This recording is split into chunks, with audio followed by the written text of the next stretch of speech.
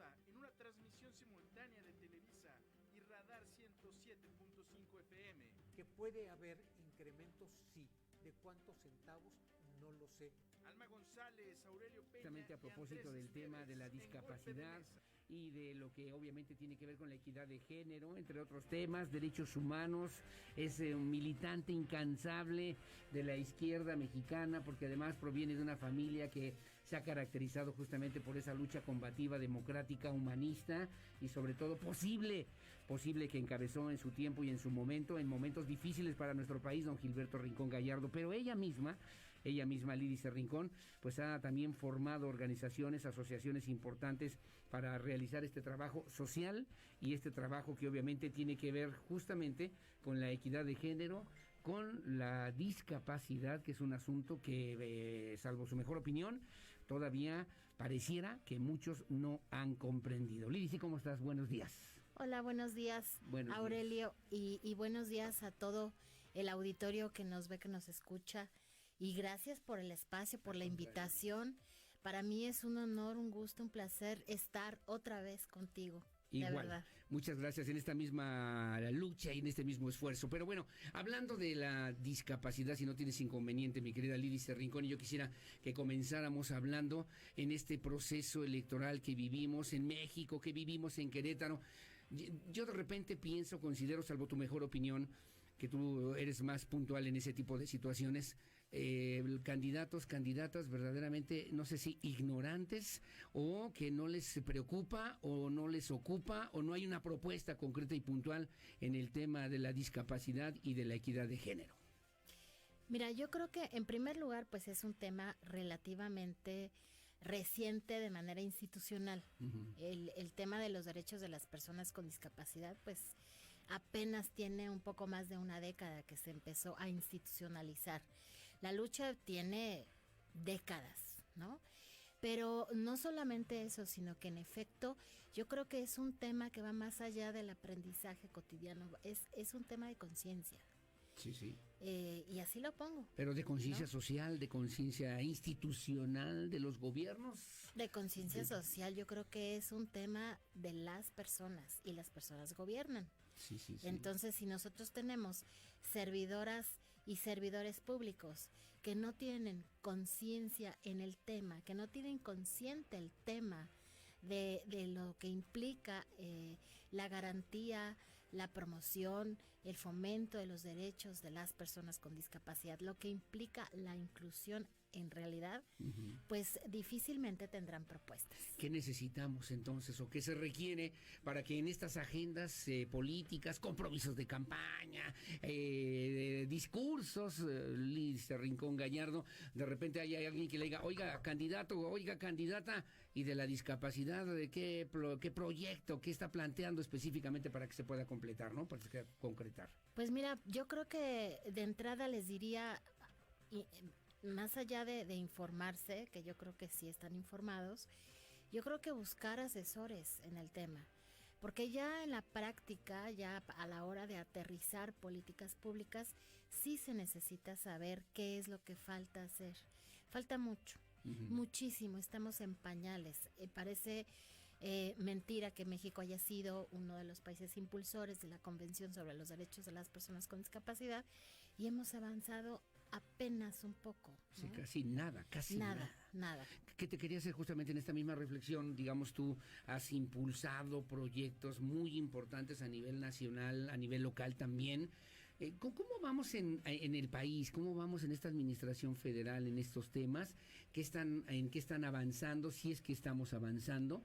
Y en el Estado, terminando ya casi una administración estatal, administraciones municipales también en estos mismos temas, mi querida Lídice Rincón. Bueno, vamos mal, para empezar. ¿Por qué? Porque en esta administración históricamente se ha discriminado de manera sistemática a las personas con discapacidad. Eso es un hecho, uh-huh, un hecho que no se puede evadir. Pero además en esta administración se han abocado principalmente a las becas. Las becas ayudan, sin duda hacen falta, sí, porque la brecha de desigualdad es enorme en este país, es un país muy desigual. Sin embargo, eso no resuelve el problema de fondo. Y el Sí, problema de fondo tiene que ver con la garantía de los derechos fundamentales, que tienen que ver con educación, salud, trabajo, vivienda. Y esto se traduce en educación inclusiva, inclusión laboral, el derecho a vivir en tu comunidad. No tiene que ver solo con rampas, la inclusión va mucho más allá que solo no, rampas. no son tarjetones, rampas, No son ni tarjetones, letreritos, ni perdóname. placas, ni rampas, no. Ujú. La inclusión va mucho más allá. Una persona educada tiene acceso a la posibilidad de elegir cómo vivir su vida y eso se traduce en una calidad de vida. Y eso implica dignidad. Así de sencillo. Logramos alcanzar que la persona viva con dignidad, porque entonces logra su autonomía y su independencia. Pero si no hay educación al 100 garantizada para todas y todos, entonces no podemos hablar que en un futuro tenga garantizado un trabajo digno. Claro. Ahora, perdóname, pero en la noción que a veces muchos tienen malamente, pensamos que la educación solamente es en las escuelas. No, Es un tema social, es un tema familiar. así es un tema de cultura pública. Bueno, entonces mal a nivel federal. Mal a nivel federal, mal a nivel estatal y por supuesto a nivel municipal. ¿Por qué? Porque necesitamos no solamente armonizar legislaciones y reglamentos, sino implementar políticas públicas y en paralelo transformar nuestra cultura pública. ¿Sí? Y eso implica también campañas de difusión fuertes, Claro, sí, ¿no? claro. Generar una transformación acciones. real, acciones precisas. ¿Hay personas con alguna discapacidad que sean candidatos, candidatas? ¿Sabes de alguien? Sí, sí hay candidatas en toda la República y sobre todo ahora porque el INE impuso ya las acciones afirmativas y entonces los partidos se vieron obligados a generar estos espacios de candidaturas para personas con discapacidad. Tristemente no están preparados los partidos y por tanto se vieron en serias dificultades y por eso también hubo muchos problemas internos en todos los partidos, Sí, ¿no? claro. Para encontrar los candidatos, porque además y las candidatas era un tema de acciones afirmativas, habría que buscar candidatos con discapacidad, candidatas y candidatos que pertenecen también a la diversidad sexual, candidatas indígenas, por ejemplo. Sí, claro, ¿no? sí, claro. Entonces, estas acciones afirmativas, dentro de las cuales no estaban preparados los partidos, pues se vieron obligados a buscarlas necesaria y obligatoriamente y pues ahora vamos a ver qué perfiles hay, ¿no? Y que de lo que se trataba era de buscar perfiles y cubrir estas cuotas necesarias por ahora, Sí. pero pues hay que preparar a la gente. Tengan o no tengan discapacidad, hay que prepararlos, ¿no? Oye, estarás participando en un encuentro 2021, la elección explicada, conversatorio, paridad de género de cara a la contienda electoral. Hoy, por cierto, de 5 a 7 de la noche, ¿dónde, cómo te vamos a poder escuchar? Porque además veo, y me encanta que vas a estar compartiendo justamente estas reflexiones con Carola García Calderón, que conoce mucho y bien del tema, con Marta Lucía Micher Camarena, con Marta Tagle Martínez, que son verdaderas autoridades a nivel nacional para hablar del tema, y obviamente Lídice Rincón Gallardo. Así es, pues mira, en mis redes, en el Face está el banner, me encuentran como Lídice Rincón Gallardo, lo va a pasar en sus redes sociales también la UNAM, la Facultad de Ciencias Políticas y Sociales, y ahí vamos a estar de 5 a 7. De 5 a 7 de la 5 a noche, 7. vía Face Live, ¿verdad? Así es. Oye, que finalmente, y además agradecerte como siempre, Lídice Rincón, que nos has hecho favor de platicar con la audiencia de Radar News en esta primera emisión, ¿qué habrá que decirle hoy, en el contexto queretano que también tú conoces, qué habrá que decirle hoy a uno que otro candidato? Decirle, oye, en el tema de la discapacidad hay 2 o 3 o 4 cosas fundamentales que se tienen que resolver o que se tienen que atender. ¿Cuáles serían? Bueno, en primer lugar yo creo que principalmente tendrían que estar generando en realidad un consejo estatal para la atención de personas con discapacidad que genere inclusión y desarrollo y bienestar, pero que sea viable y operativo, porque hoy en día lo mandata la ley, pero es un consejo de ornato, no existe, no opera. De florero, dirían florero. algunos.